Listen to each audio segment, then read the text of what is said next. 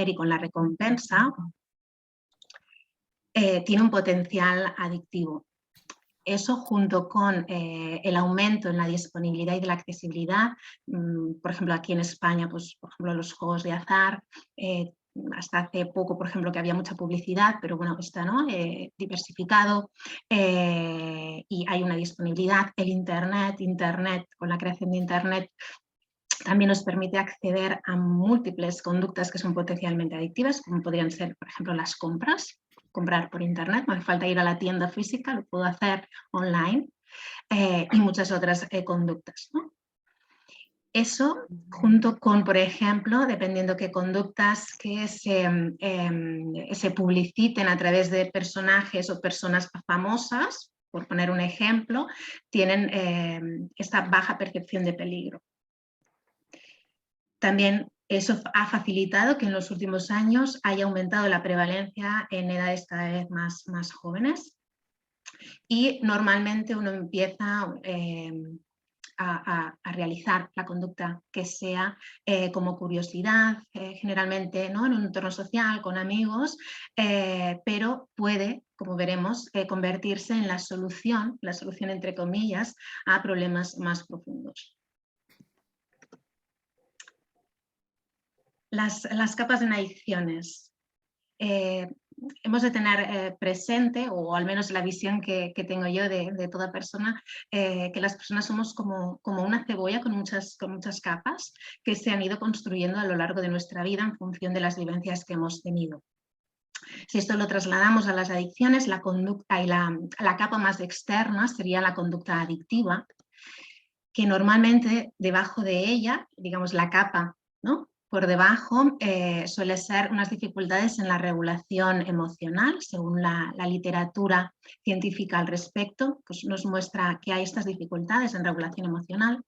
Estas dificultades suelen venir determinadas por un estilo de apego inseguro. Después veremos qué es esto del estilo de apego inseguro. Y ese estilo de apego inseguro suele venir determinado por heridas traumáticas. Trauma en su sentido más amplio de la palabra.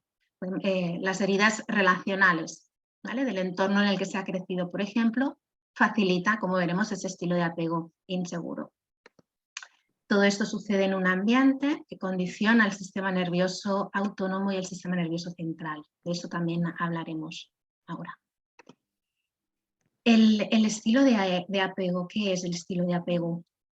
El estilo de apego hace referencia a la manera en que nos relacionamos con los demás y con nosotros mismos y se desarrolla o se va desarrollando durante nuestra infancia y adolescencia y en función de cómo nuestro entorno, las figuras que teníamos de referencia, nos enseñaron a desenvolvernos con nuestro mundo emocional, con nuestro mundo interno. El estilo de apego es transgeneracional, es decir, las personas que me tenían a cargo, si fueron mis padres, su estilo de apego es el que yo habré aprendido y si yo tengo un estilo de apego inseguro, lo transmitiré a mis hijos, a mi descendencia, si no se repara. A eso se refiere el término transgeneracional.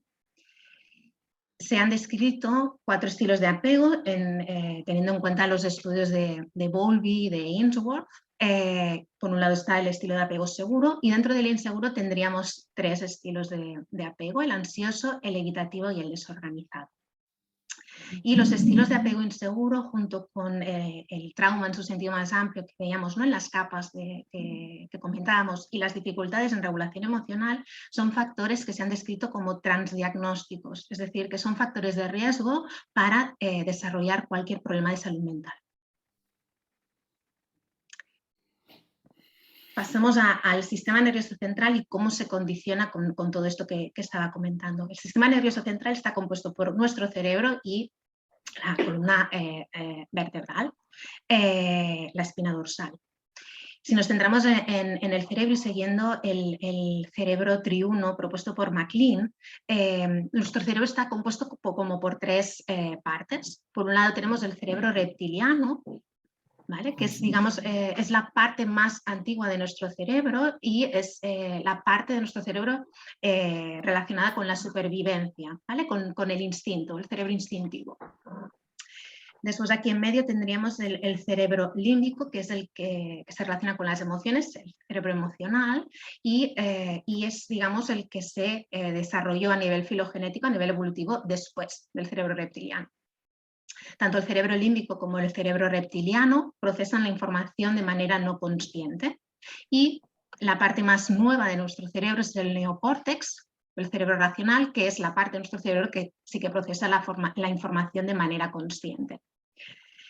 En las conductas adictivas, también cuando hay dificultades en regulación emocional, cuando hay un estilo de apego inseguro y cuando hay trauma, estas partes del cerebro límbico y el cerebro reptiliano están hiperactivadas, es decir, que tienen un gran poder porque están muy activadas, y el neocórtex está hipoactivado.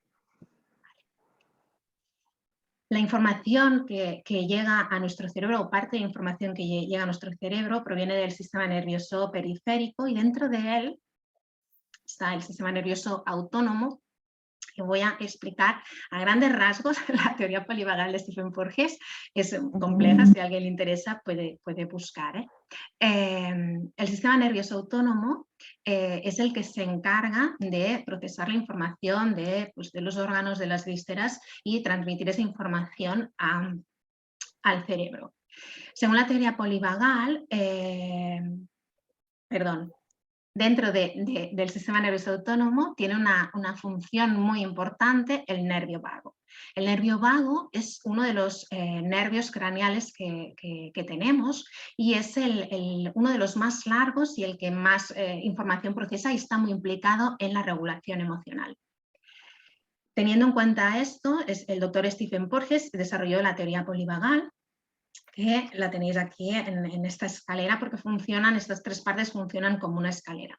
Por un lado tendríamos el sistema nervioso simpático, que está en medio de la escalera, que es la parte del sistema nervioso autónomo que se activa ante una amenaza, y es la que nos moviliza a la acción, a luchar o a huir. Y después estaría la parte parasimpática del sistema nervioso autónomo. Por un lado estaría la parte ventral del nervio vago, vagal ventral, que se relaciona con el sistema de calma y seguridad, y es el que también nos moviliza a conectarnos con los demás, ¿vale? La conexión social, que se llama. Y la otra rama del parasimpático sería el vagal dorsal, la rama dorsal del nervio vago, que es la que se relaciona con la inmovilización con miedo. Ante una amenaza, no puedo luchar, no puedo huir. Primero sería, no puedo conectar con él, no puedo pedir ayuda. Si no puedo pedir ayuda, o la ayuda que está disponible no es la que necesito, se activaría el simpático, lucho o huyo.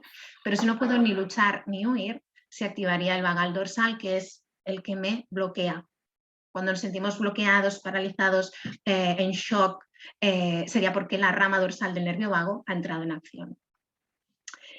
¿Y qué pasa con las adicciones y también con las otras capas que hemos hablado? Pues que estas dos ramas están hiperactivadas, hay un ir y venir entre esas dos, ¿vale? Por ejemplo, en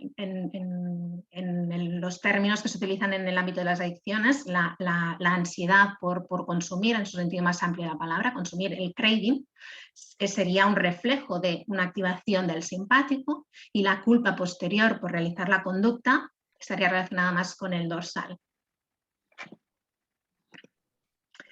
Todo esto lo podemos ligar y relacionar con el concepto de ventana de tolerancia propuesto por Dan Siegel, aunque no se superpone exactamente con la teoría polivagal, nos aporta más información.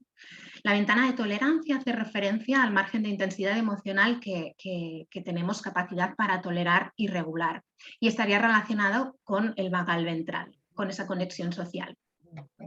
Nuestra ventana puede ser más estrecha o más amplia en función de esas vivencias que comentaba antes, ¿no? Las vivencias previas que hemos tenido habrán condicionado esa ventana de tolerancia. Cuando esa intensidad emocional es va a la redundancia, demasiado intensa, nos puede llevar a un estado de hiperactivación, luchar o huir, en el que el simpático estaría activado, o bien a un estado de hipoactivación, de ese bloqueo, paralización. Aquí también estaría pues la tristeza, la apatía, activando el vagal dorsal y movilizándonos con miedo Y en extremos, aquí estaría, por ejemplo, la disociación relacionada con el trauma. Lo que pasa con las conductas adictivas y con las diferentes capas que hemos visto, que es esta ventana de tolerancia, suele estar más estrecha y es mucho más fácil estar en estados de desregulación emocional, de hiperactivación y de hipoactivación. Esta frase me gusta mucho, es del doctor Bessem van der Kolk y además es la frase de uno de sus libros, que el cuerpo lleva la cuenta.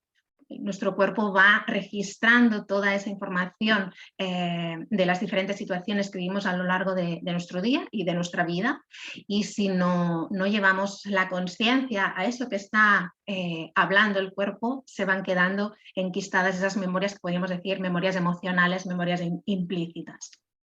Y como bien dice el doctor Bessem van der Kolk, el cuerpo lleva la cuenta. No sé cómo vamos de tiempo, Estrella. Vamos bien, no te preocupes. Pues si os parece,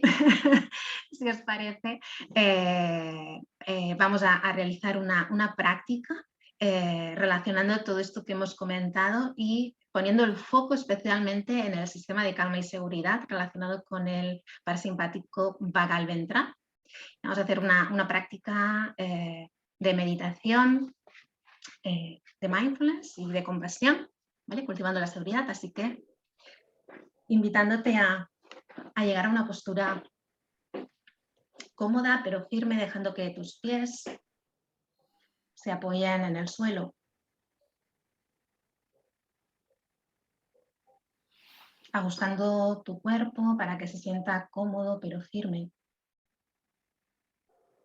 Dejando que tu espalda se mantenga erguida pero relajada, con tus hombros hacia abajo, descansando.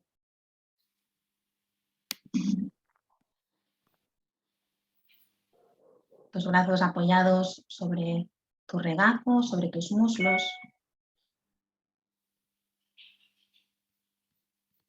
Y cerrando tus ojos, si es adecuado para ti en este momento. Si no, puedes dejarlos abiertos mirando un punto fijo donde no haya mucho movimiento.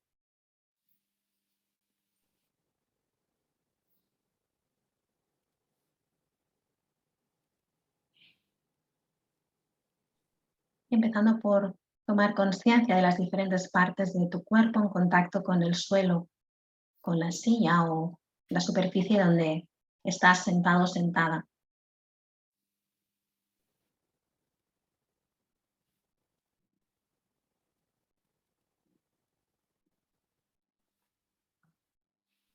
De tus pies en contacto con el suelo, de tus piernas, de tus glúteos en contacto con la silla o donde estés sentado o sentada.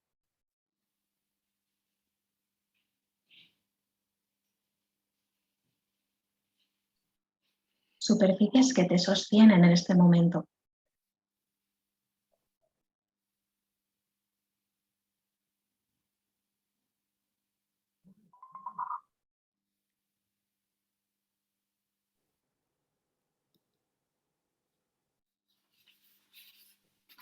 Y cuando te sientas preparado o preparada, permitiendo que tu atención se dirija hacia tu respiración. Quizás va al vaivén de tu respiración a través de tu cuerpo, o bien dejando que tu atención se pose en la zona de tu cuerpo donde más notes tu respiración en este momento.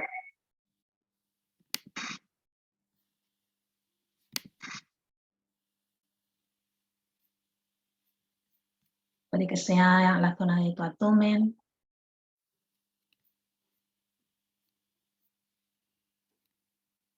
la zona de tus costillas, de tu pecho, tus fosas nasales, o quizás otra parte de tu cuerpo donde notes tu respiración en este momento. Si tu respiración en este momento no es un buen punto donde poner tu atención, puedes dirigir tu foco de atención a la planta de tus pies en contacto con la tierra.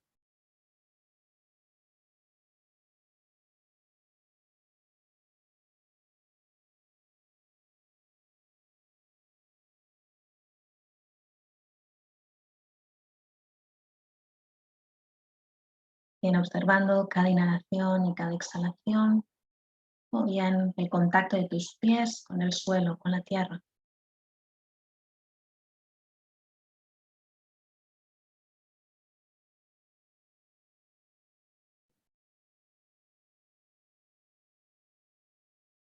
Sentándote a tu ritmo en este foco principal de atención.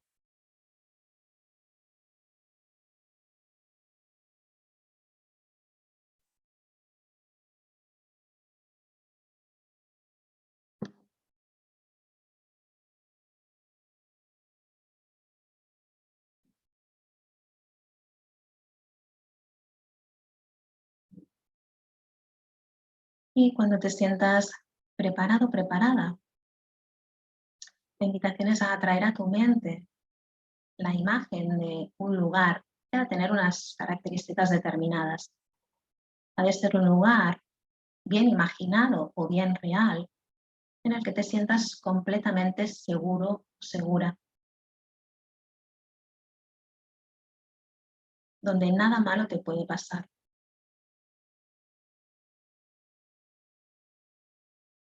Un lugar que con solo verte se alegra de que estés allí.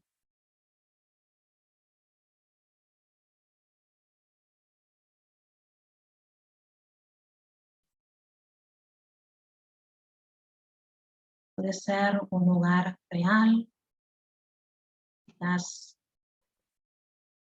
una habitación, una casa, un paisaje natural, una montaña, una playa, o bien un lugar totalmente imaginado.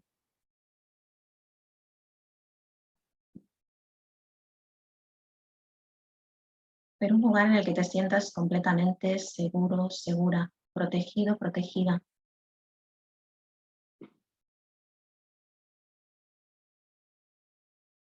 Es muy importante que esa sensación de seguridad te la transmita el lugar y no tanto si hay personas u otros seres vivos en ese lugar.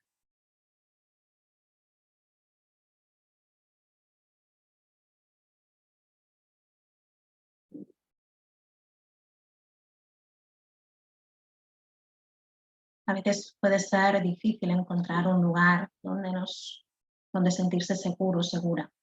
Si eso es así para ti, puedes dirigir tu atención a las zonas de tu cuerpo en contacto con la tierra. Quizás tus pies en contacto con el suelo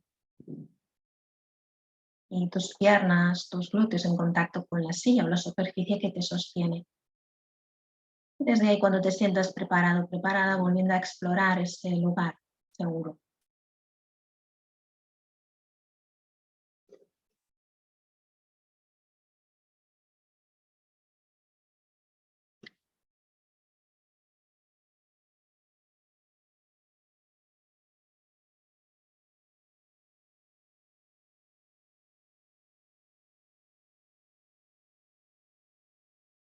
Y si es adecuado para ti, puedes llevar tus manos a tu hombro contrario, como si te dieses un abrazo.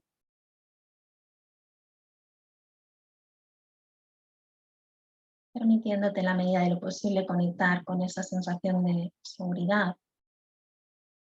Y si no, simplemente explorando esa sensación, si no está.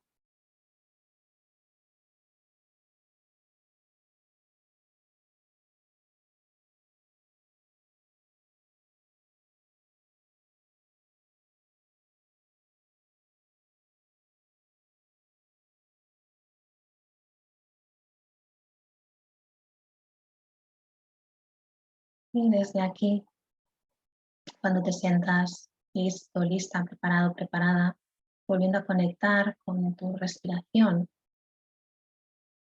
o bien con la planta de tus pies,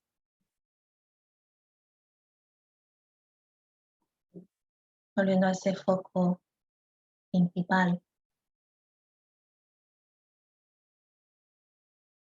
tu respiración a través de tu cuerpo, o bien en la zona donde más notes tu respiración en este momento.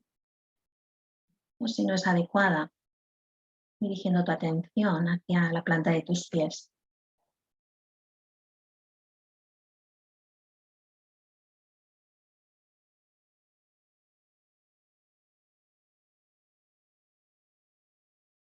Y a tu ritmo, volviendo a conectar con la pantalla cuando te sientas preparado y preparada.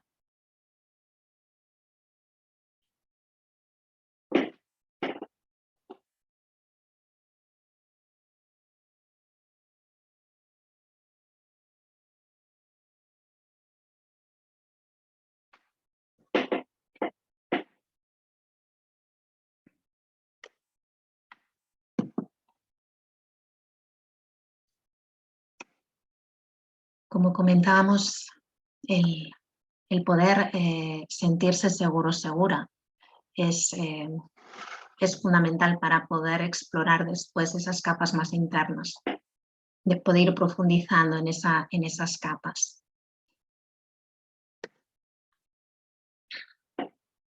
Resumiendo, 4 mensajes claves.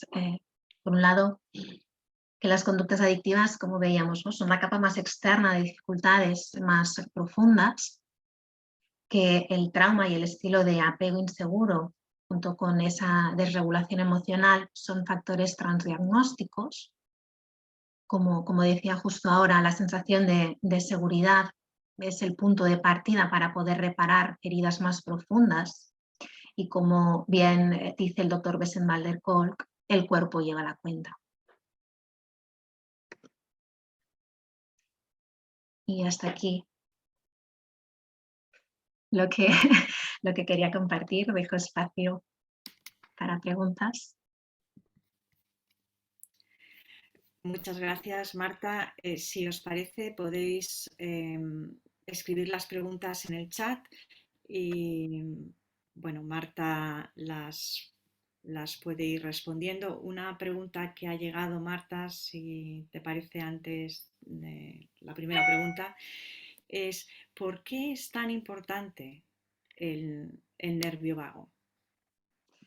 El nervio vago es muy importante, como decía, por la implicación que tiene en la regulación emocional, y porque el 80% de sus fibras son lo que se llama aferentes, que quiere decir que van del cuerpo al cerebro. Es decir, que el 80% de la información que procesa el nervio vago procede del cuerpo hacia el cerebro y solo el 20% del cerebro hacia el cuerpo. Y teniendo en cuenta que el cuerpo es el primero en reaccionar ante las situaciones del día a día y las situaciones vividas, ¿no?, a lo largo de nuestra vida, pues tiene sentido, ¿no?, el poner ese foco de importancia en el nervio vago. No sé si esto aclara la pregunta. Gracias.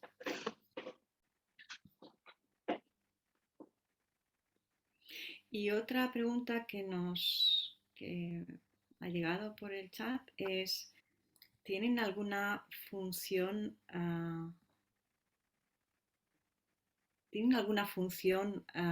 positiva las conductas adictivas?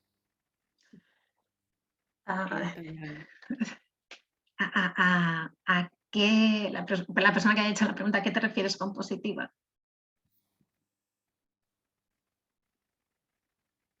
Funcional, adaptativa.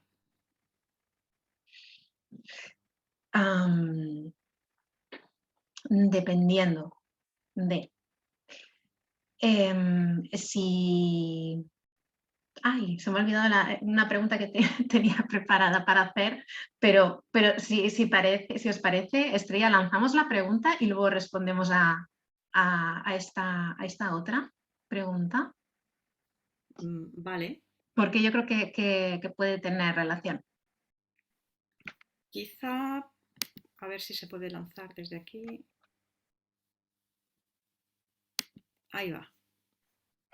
Pues si os parece, esta pregunta, cuando sientes malestar emocional, ¿qué haces? Si llevas a cabo alguna conducta que podríamos decir potencialmente adictiva, como puede ser comer, navegar por internet, comprar, jugar, fumar u otras sustancias.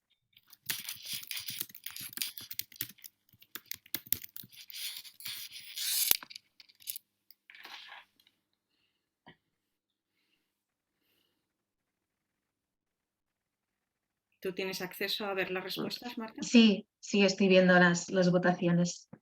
La votación es anónima, ¿eh? A nosotros no nos sale, solo nos sale el total. Es completamente anónima.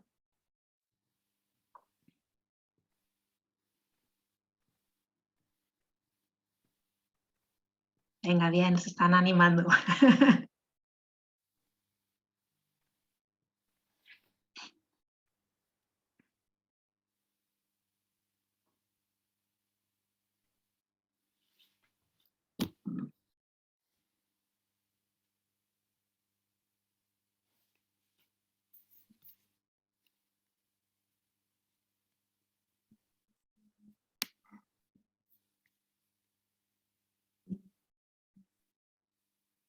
Vale, a ver si hay alguna persona más.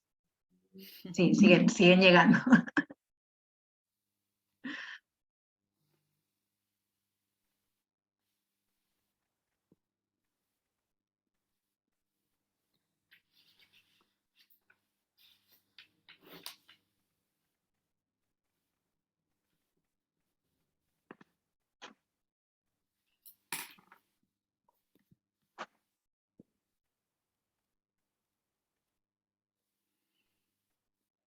Ya tenemos un 70% de 70. participación. Sí.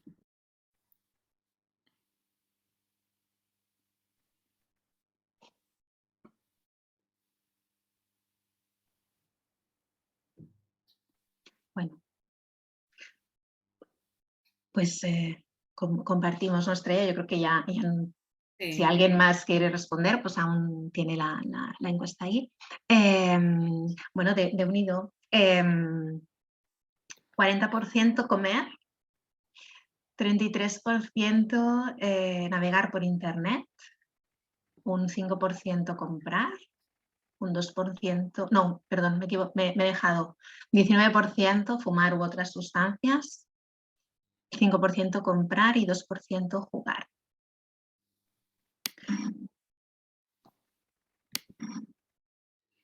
Quizá ahora están viendo los resultados.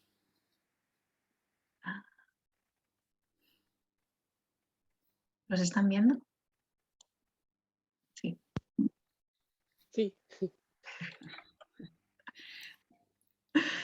Vamos a compartirla, ¿vale? Sí.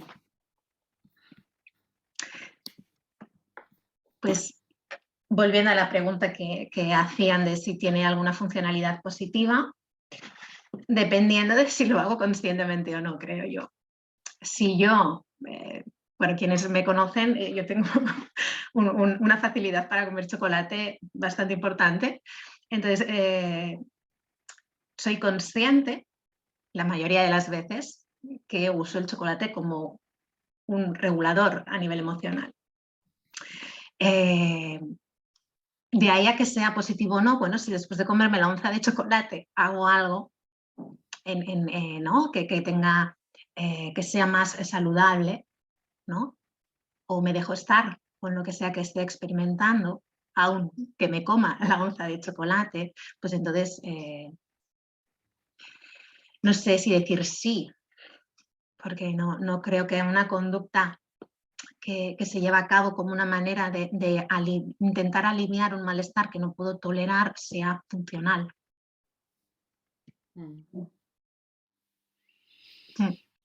Gracias, Marta. Hay otra pregunta que ¿es posible borrar esa cuenta que lleva el cuerpo a través del propio cuerpo o la toma de conciencia es imprescindible? La pregunta de Manuel.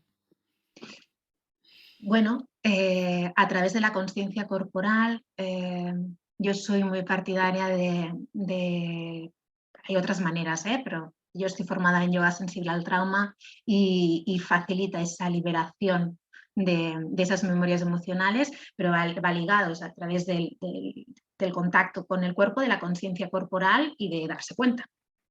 No sé si me explico. No sé si te responde Manuel. Quizá, Marta, podemos dejar de compartir la Sí, es pantalla. lo que iba, sí, así veo las caras. Vale, hay otra pregunta de Rosa. ¿Cómo podemos ayudar a tomar conciencia a una persona que está estructurando una conducta adictiva?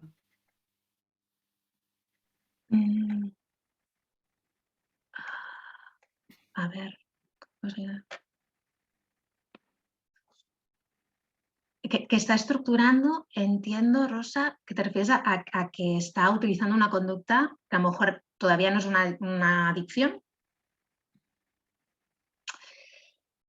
Primero,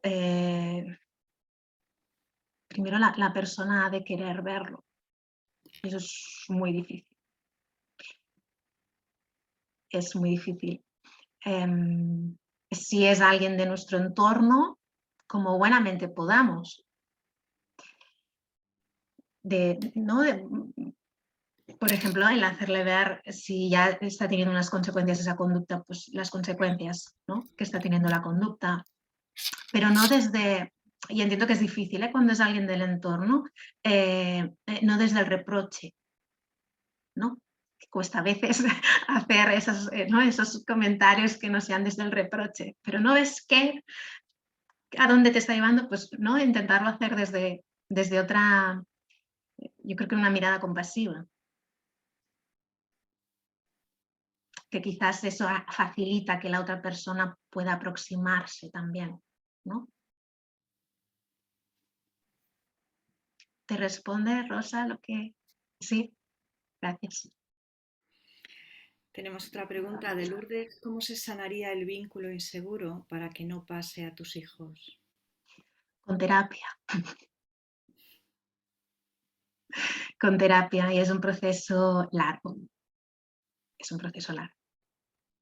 Pero se puede reparar ese apego.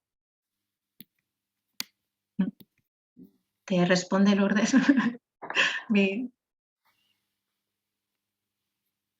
Si no, comenta en chat y amplío la respuesta.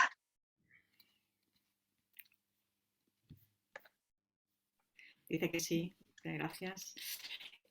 Más preguntas, Marta. 3 preguntas de Ismael. La primera, ¿qué es para ti una adicción?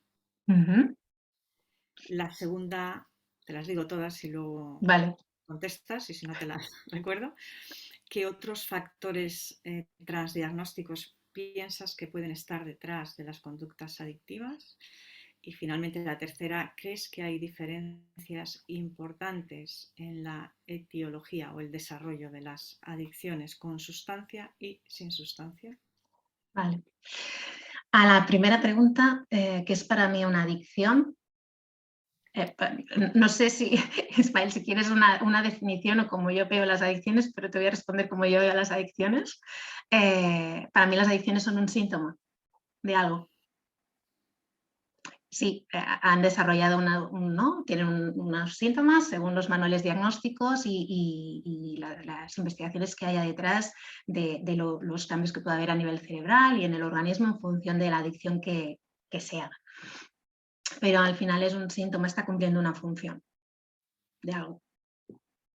Que a priori, yo trabajo con adicciones comportamentales no relacionadas con sustancias y, por ejemplo, pues pondré un ejemplo de algunas personas con problemas de adicción al juego, en primera visita dicen, bueno, pues yo juego para ganar dinero, ¿no?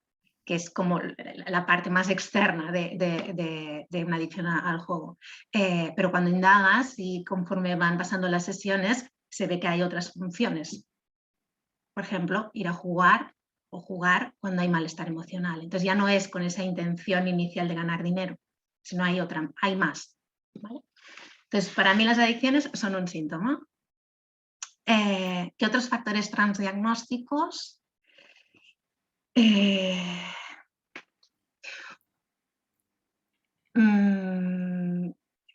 No sabría responderte porque estos para mí son los más importantes y los que tienen en común muchos problemas de salud mental. Y si hay diferencias importantes en la etiología o en el desarrollo de adicciones con sustancia y sin sustancia. Bueno, aquí lo que me surge, aparte de los factores transdiagnósticos y que al final, bueno, no voy a decir todos, pero bueno, al menos en las personas que atiendo yo, sí que hay estas dificultades en regulación emocional y todos tienen un estilo de apego inseguro. Esto con datos, ¿vale? Esto lo respondo con datos, datos nuestros de la unidad. Otros factores que pueden influir, y quizás eso totalmente responde a la segunda pregunta, es el ambiente en el que se ha crecido.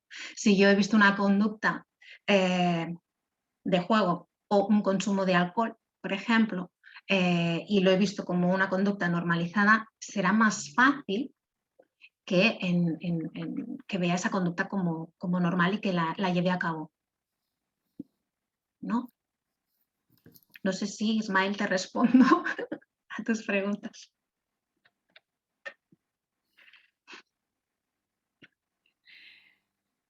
Marta, sí. Ismael contesta que muchas gracias por tu tiempo y respuestas, Marta. Y hay una pregunta de Valentina que es ¿dónde se debe buscar la sensación de seguridad? El cuerpo. El cuerpo dice si nos sentimos seguros o no. Por ejemplo, en la práctica que hemos hecho, a veces puede pasar que se busca esa sensación de seguridad en lugares conocidos que no transmiten esa seguridad. Entonces ahí no es, por mucho que yo a nivel racional quiera que sea ese lugar. Entonces, bueno, volviendo a una pregunta anterior, esa sensación de seguridad, si no está, es porque hay un estilo de apego inseguro y se ha de trabajar en terapia. Todo ello. Y una pregunta de Arantxa, ¿crees que el adicto es de por vida?